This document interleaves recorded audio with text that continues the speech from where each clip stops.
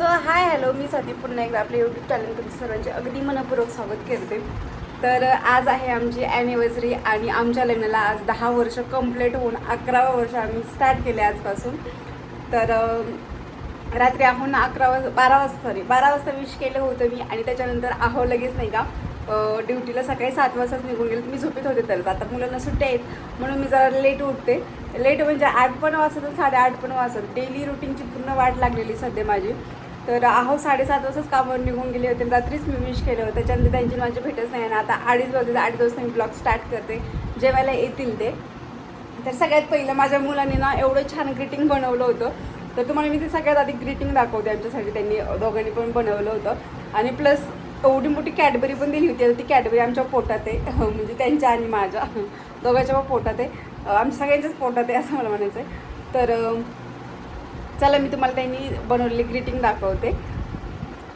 तर त्यांनी नाही का मस्त असं ग्रीटिंग बनवलं होतं. हे मी खोलले. मॉम डॅड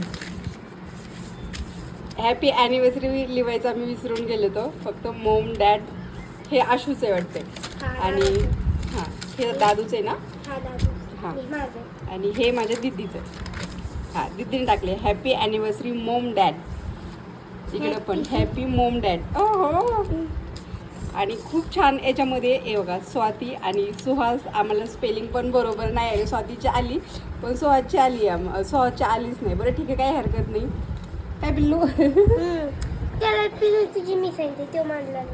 हां का.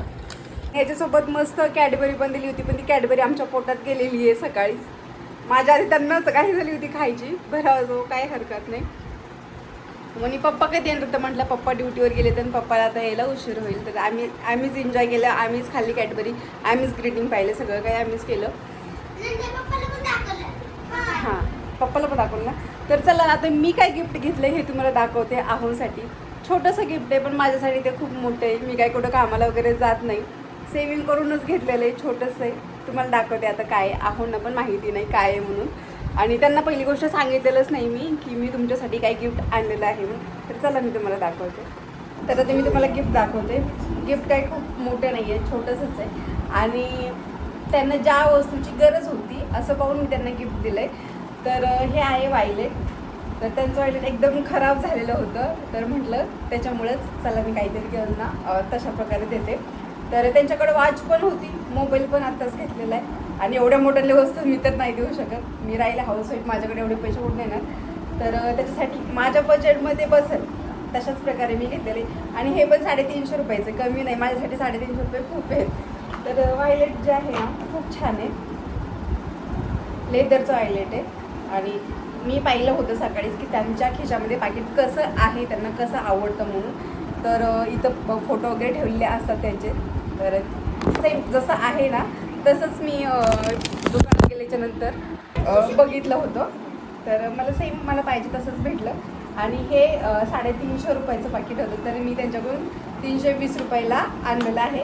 तर असंच बॉक्समध्ये होतं. त्यांना मी म्हटले होते पॅकिंग करून द्या पण ते म्हटले पॅकिंग आपल्याकडे सध्या अवेलेबल नाही कारण आमच्या इथे नवीनच आता दुकान मग फक्त बॅग्स वगैरे मिळतात तिथं. तर म्हटलं ठीक आहे काही हरकत नाही. असा पण बॉक्स छान होता म्हणून म्हटलं असंच देते मी. तर आता संध्याकाळी मी आहोंना देणार आहे. तर मग आता सगळ्यात मोठा प्रश्न येतो की मग तू हे घेतलंस तर आहोंनी तुला काय घेतलं. ऑब्व्हियसली आहो मला काय घेतलं साडीच घेतलं. तर चला मी तुम्हाला दाखवते साडी कुठली घेतली. तर त्यांनी मला पैसे दिले होते की तुला जशी घेऊन यायची तशी घे. तर माझ्याकडे जो कलर नव्हता तशी साडी मी घेऊन आलेली. आणि सगळ्यात मेन गोष्ट म्हणजे तुम्हाला पुढे सांगतेच मी काय येतं. तर ही साडी जी आहे त्यांनी मला 1000 रुपये दिले होते. 1000 रुपयामध्ये जशी भेटेल तशी घेऊन येईल. म्हटलं ठीक आहे. तर ही साडी जी आहे ना खूप छान आहे आणि मऊ पण आहे. मला एकतर अशा साड्यांचा एवढा कंटाळा येतोय ना की कळतच नाही आहे घालावं का नाही साड्या. कारण माझी तब्येत पण अशी आणि प्लस अशा साड्या फुगणाऱ्या असले की मग मला घालायची इच्छा अजिबात होत नाही आहे. म्हणून मी काय करते ज्या मऊ सुताच्या साड्या असतील तशाच घेते. तर ही साडी जी आहे खूप छान आहे आणि मऊ आहे. एकदम चोपून बसणारी फुगणारी वगैरे नाही आहे. तर मी तुम्हाला खोलून दाखवते आता. आणि माझी चॉईस आहे. आहो आले नव्हते. आहो ड्युटीवर गेले होते. ही ग्रीटिंग काय मध्ये या लागले. तर मी तुम्हाला खोलून दाखवते. हा साडीचा पदर आहे आणि पूर्ण प्लेन अशी फक्त एक काटा असे आहे. तर हे आहे आपल्या आहोनी मला गिफ्ट दिलं. आपल्या म्हणजे माझ्या आहोनी म्हणजे माझ्या आहोनी मला दिलेलं गिफ्ट आहे हे. तर कशी वाटते साडी मला सांगा. आता संध्याकाळी तर मी घालणारच केक कट करायला. आता केक वगैरे केक करायचं तर मला हे एवढं दिमागात नव्हतं, पण मुलांचं खूप चालतं की मम्मा तुमची ॲनिव्हर्सरी केक कट करायचं आहे, हे तर मुलांसाठी हे सगळं काही करावं लागतं. तर ही साडी आहे आणि कशी दिसते ते पण म्हणजे कशी आहे साडी ते पण सांगा. मी तर आहेच अशी. साडी खूप छान आहे आणि हा कलर माझ्याकडनं होता काठपदरमधून म्हणून हा मी कलर घेतलेला आहे. तसा मला कलर हा आवडत नाही, पण नाही माझ्याकडे कलर म्हणून मी हा कलर घेतलेला आहे. तर आता मी तुम्हाला सांगते खास बात म्हणजे, आणि याच्यावर ब्लाऊज नाही का डायरेक्ट डिझाईनवालं आलं होतं, म्हणजे डायरेक्ट कट करायचं असं. तर आणि आहोंना म्हटलं आता तुम्ही 1000 रुपयाची मला साडी तर घेतली, पण आता ब्लाऊज शिवाय टाकायचं म्हटल्यावर त्याला 500 रुपये शिलाई लागते, तर मग 500 रुपये शिलाईला पण द्या. तर मला बोलले की तू मशीन कशाला घेऊन ठेवलीस, मग तुझं ब्लाऊज तू आज तुझं मशीनवर तुझं स्वतःचं ब्लाऊज शिव. तशी माझ्या सासूबाई पण मला हमेशाच म्हणतात की स्वतः मशीन घेऊन ठेवलीस तर तू निदान स्वतःच्या तरी ब्लाऊज शिवत जा. म्हणून म्हटलं चला आता रिस्क घेते. तर मी स्वतःचंच ब्लाऊज मी शिवलेलं आहे आणि हे साडी मी ब्लाऊज शिवल्याच्यानंतर मी पूर्ण साडी घालून गेली.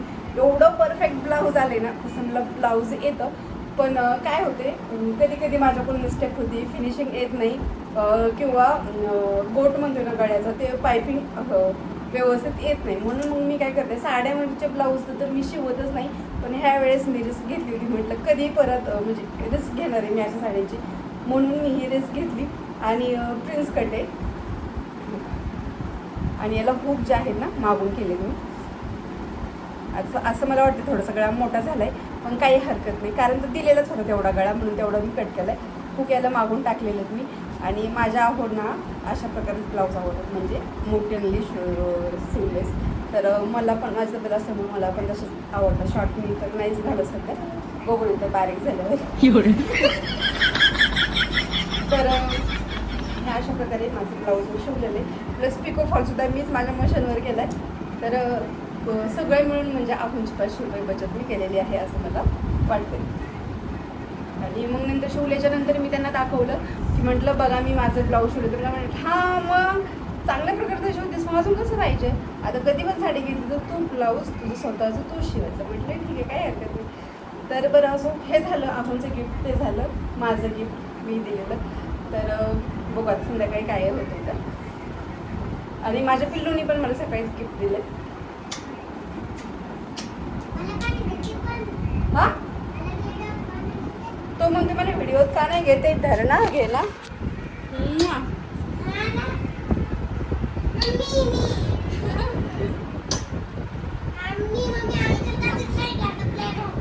कशाचा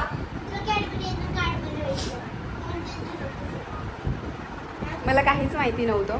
त्यांनी त्यांच्या अंकाला सांगितलंय कॅडबरी घेऊन या, आम्ही ग्रीटिंग कार्ड बनवले मम्माला आम्हाला द्यायचं आहे. हे रात्री त्यांचा प्लॅन होता. रात्री पण मला 11 वाजता त्यांनी नाही का कॅडबरी खाऊ घातली, झोप आली होती त्यांना, मला 11 वाजताच खाऊ घातली.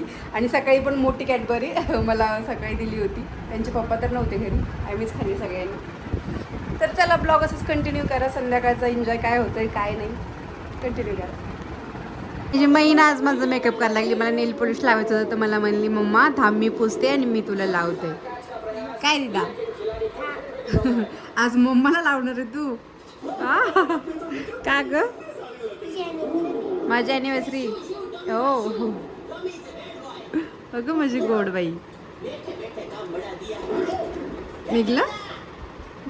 आता कुठलं लावणार आहे. तुला कुठली आवडते त्याच्यातली, तुझ्या आवडतीची लाव, तुला जी आवडेल. तुला आवडती का ती, जी तुला आवडेल ते लाव. तू लावणार आहे म्हटल्यावर तुझ्याच आवडीची पाहिजे ना, हो की नाही.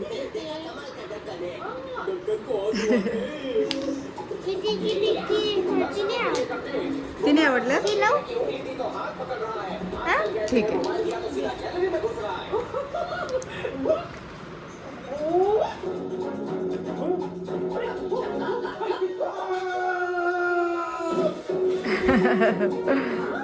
एक माझी मैना, एक माझी मैना. ओहो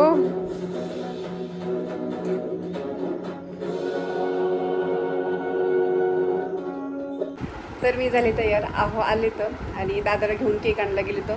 पण माझ्या हालत एवढी डेंजर झाली की एवढं गरम व्हायला लागलं आहे. आणि ही साडी जी आहे ना काठपदरमधून आहे आणि मला एवढं गरमा लागलं विचारूच नका. अक्षरशः मी मेकअप केलेलं सगळं धुवून गेला आहे, पूर्ण घाम वगैरे झाला होता चेहऱ्यावर.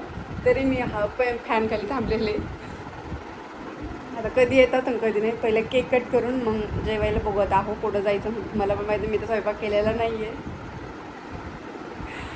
तर तसं बोलले तर बाहेर जाऊ म्हणून. बरं ठीक आहे, पहिला आपण केक कट करू म्हणले आणि मग पुढे जायचं आहे. काय डिसिजन आहे हे पुढचं गेल्याच्या नंतर. म्हटले ठीक आहे, काय हरकत नाही, तुम्ही म्हणताल तसं. आज ॲनिव्हर्सरी म्हटलं तुमचंच ऐकायचं सगळं.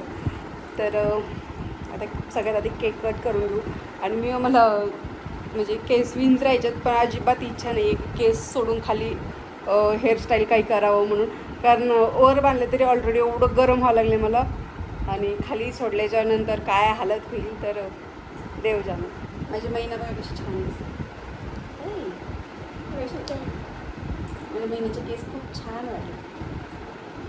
महिन्यात केक आणलं पप्पासोबत आहे ना. दोघं नाही, दादा गेलाय ठीक आहे, तू पण जाऊ. हां छोटा आहे तो. मग काय झालं, छोटा आहे तो, बुटका आहे तो. हां मग त्यालाच लाड जातं बाळा. मी पण माझ्या मम्मीची सगळ्यात लहानी लेक आहे म्हणून मम्मा माझी मला खूप लाड पण तुझी लावत नाही ना. हो मी कुठं म्हणते नाही, मग मी लावत नाही का तुला जीव लावते ना. तर चला आहो गेलेत केक आणायला. केक कट करू. डेकोरेशन वगैरे काय नाही, आपलं साधं सिंपल केक कट करणार आहेत आणि मग जातो बाहेर. कारण एवढी गरमी व्हायला लागली विचारूच नका. चॉकलेट बॉय म्हटल्यावर चॉकलेट सारखाच केक आवडणार ना. काय माझीच आपल्या ह्याच्यावर बघ, किचन वाट्यावर ते काढून टाका. काय हे घे ते काढून ठेव.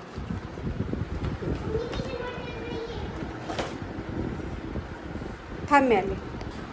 Happy anniversary Govind cake. ॲड पण आहे त्यांची.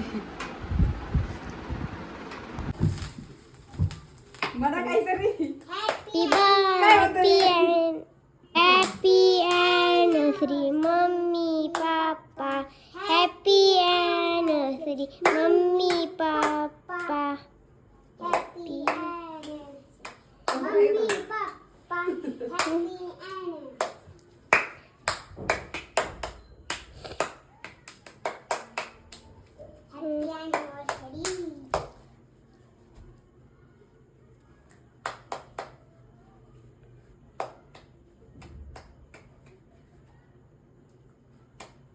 Okay thank you. तिकडे बघ. तुम्ही झाला.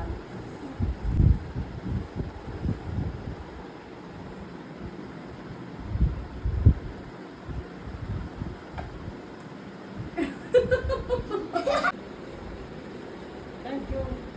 बोलून तर बाहेर. वा वा वा.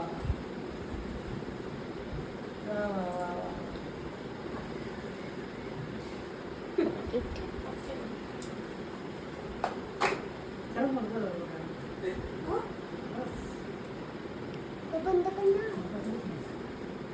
पाकिटच नव्हतं हो, पडलं आणि लगेच पैसे बी ठेवणं चालू आहे. वा, मला माहीत होतं यांचं पाकिट खराब झाले म्हणून.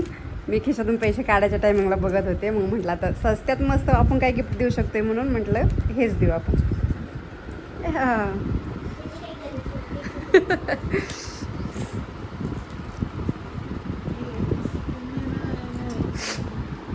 ठेवायला लपून चुपून ठेवलेले बघा.